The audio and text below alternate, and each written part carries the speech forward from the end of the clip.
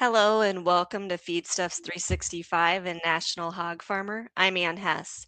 Foot and mouth disease is responsible for $11.3 billion in annual losses, and the emergence and international spread of the SAT1 serotype beyond its historical range in Africa has raised concern across parts of Asia, the Middle East, and other regions. Swine Health Information Center Executive Director Megan Niederwerder recently attended the 93rd General Session of the World Assembly of Delegates for the World Organization for Animal Health and is here to give us an update on FMD. Welcome and thank you for joining us today. Thanks for having me, Ann. Before we jump into today's discussion, I'd like to remind the audience tuning in, if you have any questions for Megan, you can post those there in the chat, or if you're tuning in via social media, you can post those there in the comments, and we'll be sure to get those over to her. So, Megan, during this general session, I understand there is an event dedicated specifically to FMD. Give us an update on the status of this virus globally and the key issues and priorities outlined during this session. Yeah, so foot and mouth disease virus, or FMDV, was certainly a really significant topic this year at the World Organization for Animal Health General Session.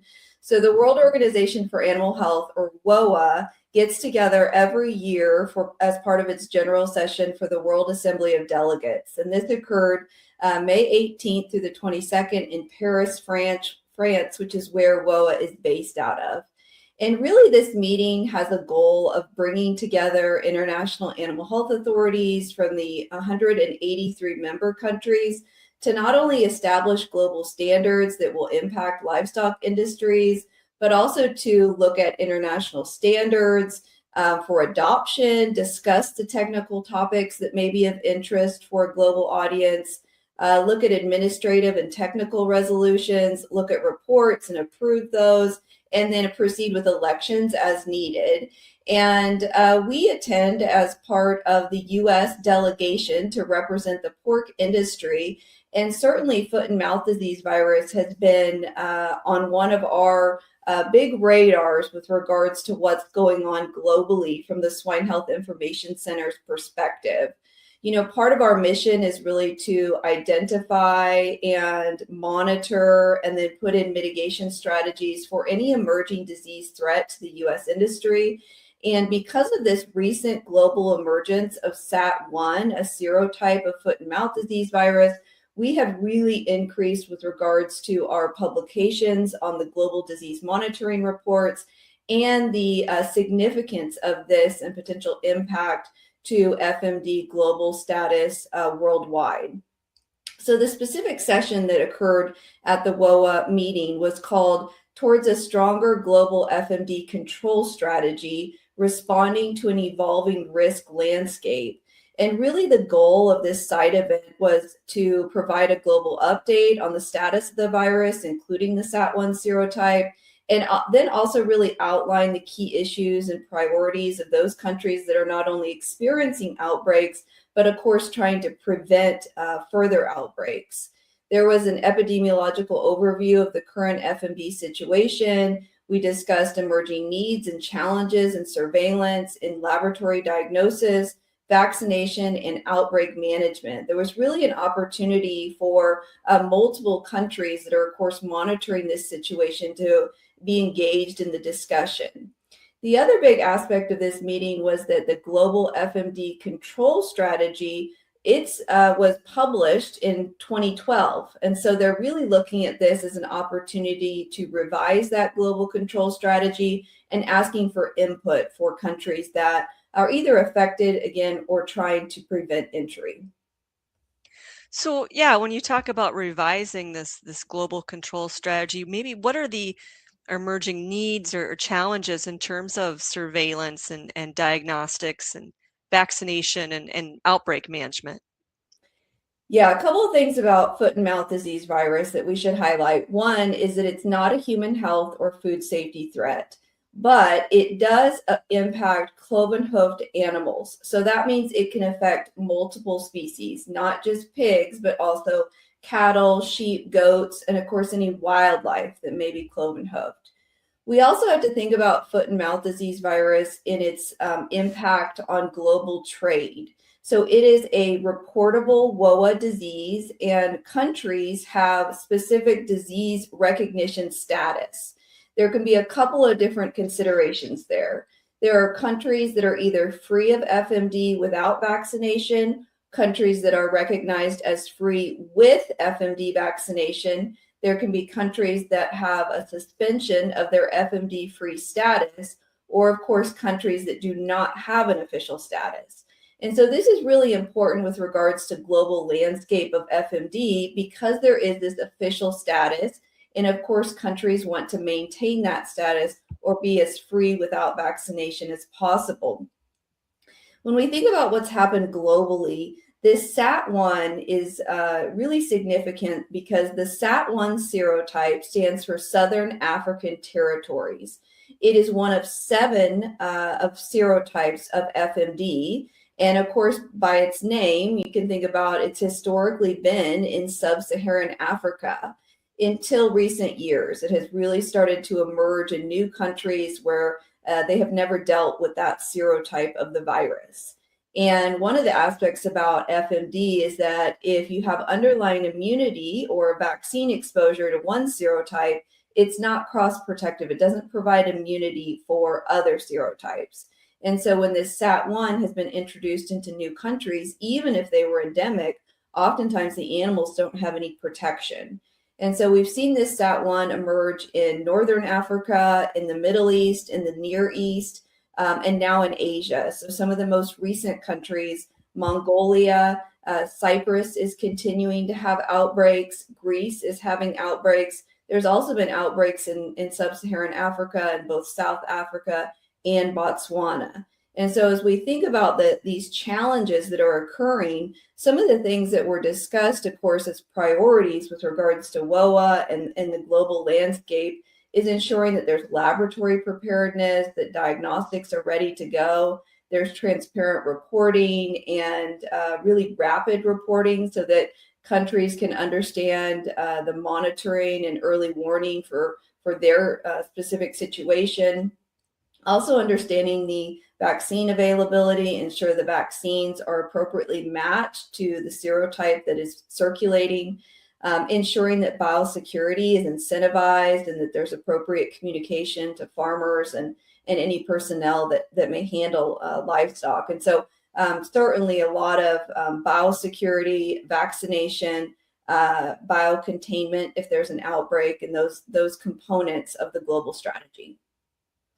So for those countries where FMD is present, whether it's they have vaccination, they don't have vaccination, it's in suspension, what are the priorities and mechanisms for enhancing disease control?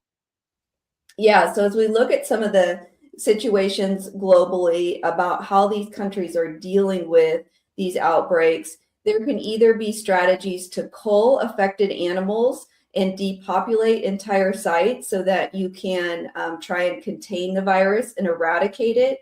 Or, of course, there can also be a component of vaccination to either reduce shedding or, of course, stimulate immunity so that those animals have protection against the viral exposure. In both cases, oftentimes there's a very heavy active surveillance component around the affected sites. Laboratory confirmation and, of course, serotyping of what serotype of FMD is being exposed is really important. Movement restrictions, strict biosecurity measures, thinking about biosecure carcass disposal and burial procedures if you are culling affected animals, understanding the epidemiology, so thinking about traceback and understanding potential movements that may be contributing to cases spreading. There's also been a lot of communication about veterinary cooperation across borders to ensure that there's that transparent communication and reporting, disinfection protocols of both sites and vehicles that may be moving from site to site. Also talking about farmer outreach and ensuring that farmers understand what the virus looks like with regards to clinical signs in the animals. Of course, this virus is one that causes vesicular lesions, typically around the mouth, the nose, or around the feet. sometimes on the mammary glands as well.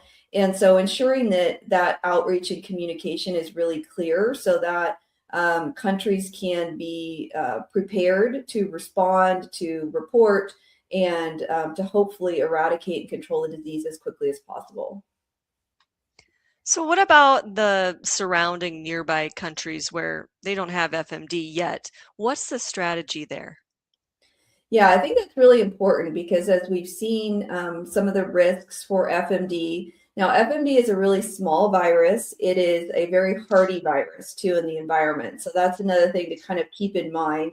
FMD has also had a history of potential aerosol transmission because it's such a small virus. And so as we think about some of those risks, those can be fairly unique to this virus. But some of the classic thought process, of course, for any disease, biosecurity at the border, disinfection of vehicles, when you have personnel coming on site, even to assist with vaccination or assist with disinfection of sites, you need to have personnel change boots and clothing. Have biosecurity of personnel that may have downtime if they've visited an affected site or even an affected country.